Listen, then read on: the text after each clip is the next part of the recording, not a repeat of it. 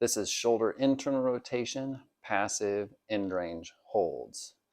So all that really is just a stretch at an end range of internal rotation. So to get yourself set up, you can sit on the floor using your arm on a chair or sit in a chair with your arm on a table. Upper arm needs to be not quite straight ahead, about 40 feet, 45 degrees out to the side with your upper arm parallel to the floor. You can either adjust your arm to the side or you can adjust your torso to the side to get that angle, because it's just the angle between your upper body and your upper arm. Once you find that position, you're going to make sure that your shoulder always stays packed down. It never elevates up towards your ear.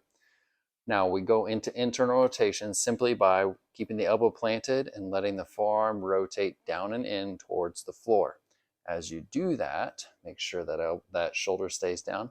You should feel tension developing deep in the backside of your shoulder. And it can be pretty uncomfortable pretty quickly. As long as it's a deep tension sensation, it's okay. If it becomes too intense, simply back out of the range enough to where you feel tension, but you can withstand it for at least 2 minutes. To make sure you stay in your range and to apply a little bit more resistance if you need it, you can take your opposite hand over the top of this wrist and simply push down a bit. At that point, you should really feel a lot of tension developing in the deep posterior side of this shoulder.